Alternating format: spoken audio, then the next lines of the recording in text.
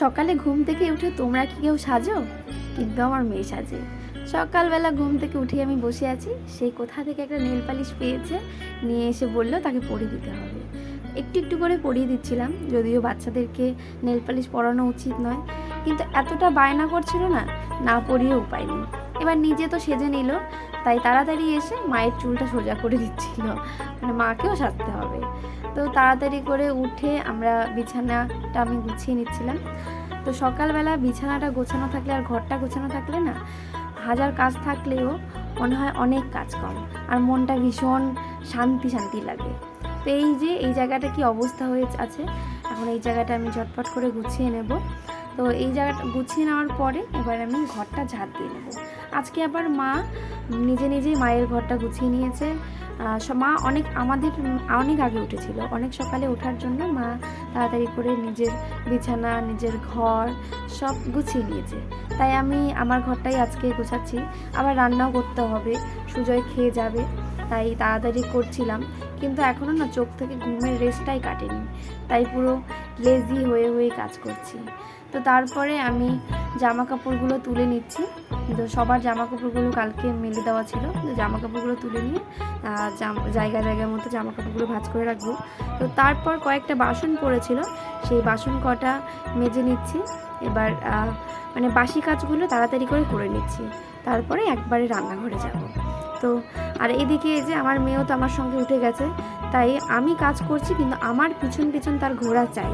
মানে ঘরে ঠাম্মি আছে, বাবা আছে, সেটা হবে না, সে আমার পিছন পিছন করতে হবে। তারপরে আমি ব্রাশ করে নিচ্ছি, আর ওরও বায়না শুরু হয়ে গেছে, ও ব্রাশ করবে, তাই ওরও ব্রাশটা ওকেও আমি দিয়ে দিলাম। আর ও ভীষণ ব্রাশ করতে না ভীষণ ভালোবাসে, কেউ ব্রাশ করলেই হলো, মানে দিনে 4-5 বার এরকম ব্রাশ দিতে হবে তাকে, ব্রাশ করবে। তো তারপরে আমরা মুখটা ধুয়ে নিলাম। এবার মুখটা ধুয়ে নেওয়ার পরে সকালবেলা তো খালি পেটে আগে জল খেতে হবে। তো এই মাঝে মাঝেই জল খেতে ভুলে যাই, এই জল না খেলে অনেক প্রবলেম হয় পরে, তাই আজকে তাড়াতাড়ি করে আগে জলটাই খেয়ে নিই। না হলে এই যে রান্না করতে একবার বসে গেলে তো আর জলটা খেতে ভুলে যাব, তারপরে সারাটা দিন মনে হবে জল কম খেয়েছি এরকম মনে হবে।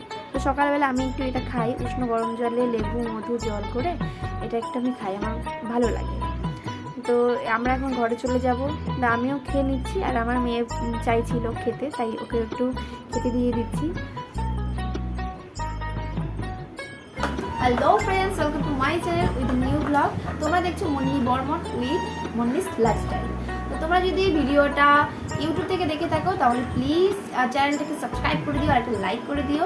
আর তোমরা যদি ব্লগটা ফেসবুক থেকে দেখে থাকো তাহলে প্লিজ আমার পেজটাকে ফলো করে দিও আর একটা লাইক করে দিও, আর ভালো লাগলে কমেন্ট, আর আরও ভালো লাগলে শেয়ার করে দিও। তো সবাইকে জানাচ্ছি গুড মর্নিং। আমি আমার সারাদিনের কাজকর্ম শুরু করছি, আরও সারাদিন আমি কাজকর্ম কী করবো সেটা তোমাদের সাথে শেয়ার করব। তো চলো দেখতে থাকো ভিডিওটা, আর যদি ভালো লাগে তাহলে বললাম আবারও এক লাইক করে দিও আর কমেন্ট করে দিও, আর আরও ভালো লাগলে শেয়ার করে দিও ভিডিওটা। তারপরে আমার রান্না করা হয়ে গেছিলো আর রান্না খাওয়াও হয়ে গেছিলো, তারপরে আমি ভিডিওটা করছি। আজকে করেছিলাম পুঁই শাক, মিষ্টি কুমড়োর একটা তরকারি, আর চিংড়ি মাছ দিয়ে শাক ভাজা, ডাল। তো এই 3টে তরকারি করেছিলাম। তো তারপরে আমার মেয়েকে স্নান করিয়ে মেয়েকে খেতে দিয়ে দিলাম, আর মেয়েকে আগেই স্নান করাই, অনেকটা আগে স্নান করিয়ে খাইয়ে ওকে ঘুম পাড়িয়ে দিলাম। তো তারপরে আমি এবার ঘরটা মুছে নেব, ঘরটা মুছে নিয়ে আমিও স্নানে যাব। অনেকটা বেজে গেছে, প্রায় 12টার মতো বেজে গেছে। তো চলো স্নান করে আসি। তো আমি স্নান করে চলে এলাম, এবার আমাকে পুজো দিতে হবে তাড়াতাড়ি করে, তাই এসে আগে মাথাটা মুছে নিচ্ছি, না ঠান্ডা লেগে যাবে। আমার আবার প্রচুর ঠান্ডা লাগার ধাত আছে, একটু অবেলায় যদি আমি মাথায় জল দিই তাহলেই আমার মানে কাশি শুরু হয়ে যায়, ঠান্ডা লাগা শুরু হয়ে যায়, প্রচুর ঠান্ডা লাগার ধার আছে, তাই তাড়াতাড়ি করে মাথাটা মুছে নিচ্ছি। তো এবার পুজো দেবো, পুজো দেওয়ার পরে খেয়ে নেব। আমি সেই সকালবেলা জল খেয়েছিলাম না, তারপরে থেকে আর কিছুই খাইনি, মানে খাওয়াই হয়নি, খাওয়ার সময়ই পাইনি। পুজো করার পরেই খেয়ে নিয়েছিলাম, তারপরে কোনো ভিডিও করিনি। একেবারে সন্ধেবেলা আমি সব আমার শাড়ি ব্লাউজগুলো গোছাচ্ছিলাম, সব শাড়িগুলো এলোমেলো হয়েছিল। আর এদিকে আমার বিছানাটার কি অবস্থা, লাড্ডুর জামা কাপড়গুলো সব এলোমেলো হয়েছিল, তো সেগুলো আমি এক এক করে সব ভাঁজ করে জায়গা মতন রেখে দিচ্ছি। এবার আমার বিছানাটার তো কি অবস্থা, তো বিছানাটা গুছিয়ে নিয়েছি, কি পরিষ্কার লাগছে না। তো তারপরে আমি ঘর ঝাড় দিয়ে নেব, ঘর ঝাড় দিয়েই সন্ধে দেবো। আর সন্ধে দেওয়ার পরেই লাড্ডুর খাওয়ার সময় হয়ে গেছে, তার খাবার তৈরি করতে হবে। প্রায় এখন 6টা মতো বাজে। তো আমি ওর খাবারটা বসিয়ে দিয়েছি আর ওর খাবারটা হয়ে গেছে। তো চলো ওর সামনে খাবারটা দিই।